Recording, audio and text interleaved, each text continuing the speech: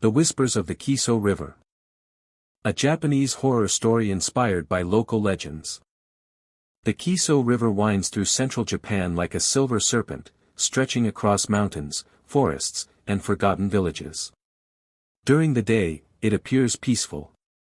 Fishermen cast their lines into its waters. Children play along its banks. Travelers cross its bridges without a second thought. But when darkness falls and the mist rises from the water, the river becomes something else entirely. For centuries, people living near the Kiso River have spoken of strange sounds carried by the wind. Some say they hear crying. Others hear whispers calling their names. A few claim to have seen pale figures standing knee-deep in the black water before vanishing without a trace. Most dismiss these stories as superstition. Until they experience the river themselves. The Forgotten Village. In the autumn of 1987, a university student named Hiroshi Tanaka traveled to the Kiso Valley to document rural folklore for his graduation project. He was 22 years old, ambitious, and skeptical of ghost stories. The elderly residents of a small riverside settlement welcomed him warmly. During interviews, however, many refused to discuss one specific section of the river. Whenever Hiroshi asked about it, the villagers became uncomfortable. An old fisherman finally answered. "Don't go to the northern bend after sunset." "Why?" Hiroshi asked. The old man stared toward the river. "Because the dead gather there." The fisherman explained that decades earlier, before modern flood control systems existed, a catastrophic flood had destroyed several homes along the riverbank. Many residents disappeared. Their bodies were never recovered. Since then, strange events have been reported near the northern bend. Lights floating above the water. Voices calling from the fog. Footsteps following travelers. Hiroshi thanked him but privately dismissed the warning. Ghost stories were exactly what he had come to collect.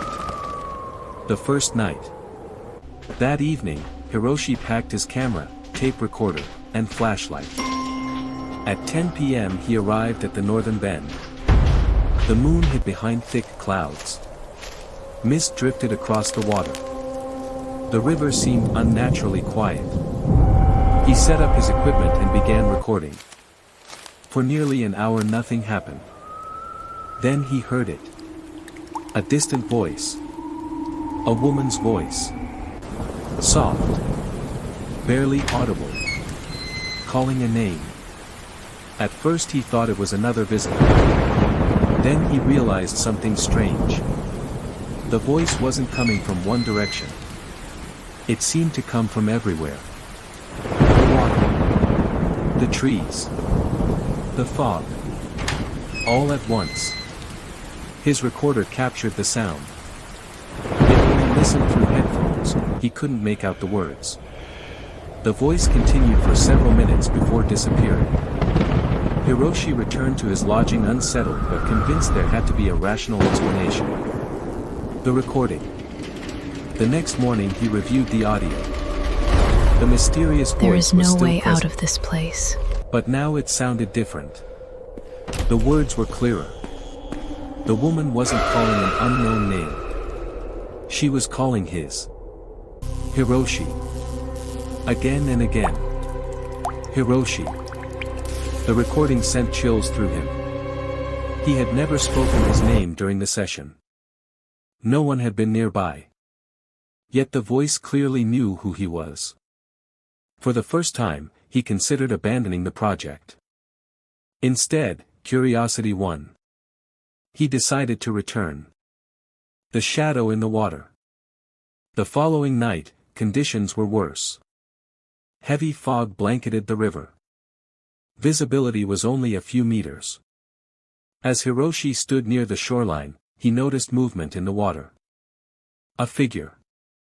Standing perfectly still. At first he assumed it was a fisherman. Then his flashlight illuminated the shape. The figure appeared to be a woman wearing an old white kimono. Her long black hair covered her face. The river reached her waist.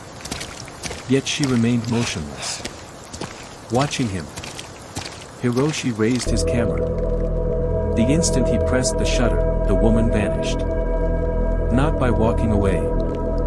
Not by diving. She simply disappeared. As though she had never existed. Seconds later, a freezing hand grabbed his ankle. He screamed. The grip lasted only a moment. But it was strong enough to leave bruises. When he looked down, there was nobody there. Only dark water lapping against the shore. The old diary.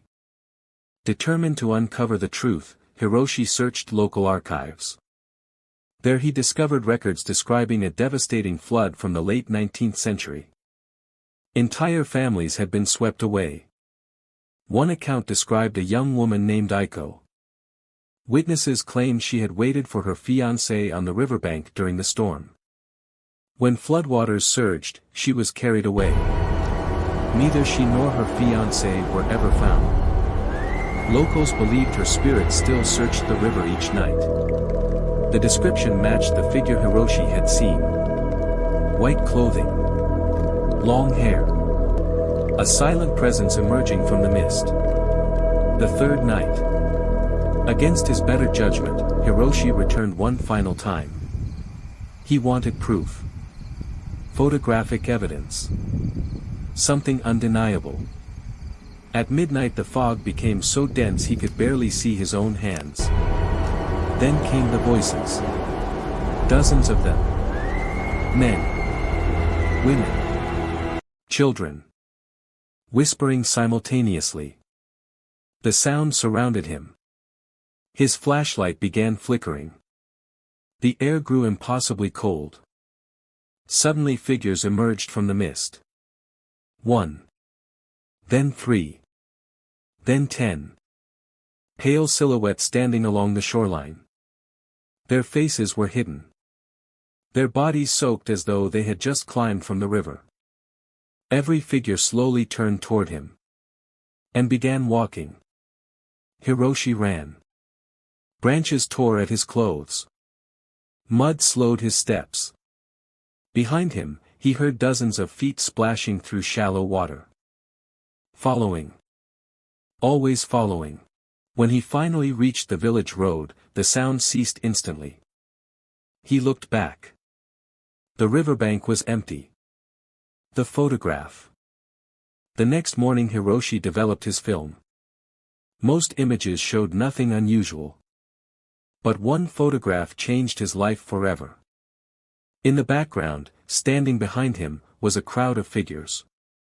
Men. Women. Children. At least 20 of them. All staring directly at the camera. Their eyes appeared completely black. The image terrified local residents. Several elderly villagers claimed they recognized faces from relatives who had died decades earlier. Some identified family members lost during floods. Others recognized neighbors buried long ago. No explanation was ever found. The final mystery. Years later, Hiroshi became a respected folklore researcher. Yet he rarely spoke about the Kiso River. When asked why, he would simply say, "Some stories should remain beside the water."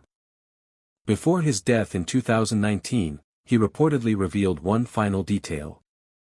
Something he had hidden for more than 30 years.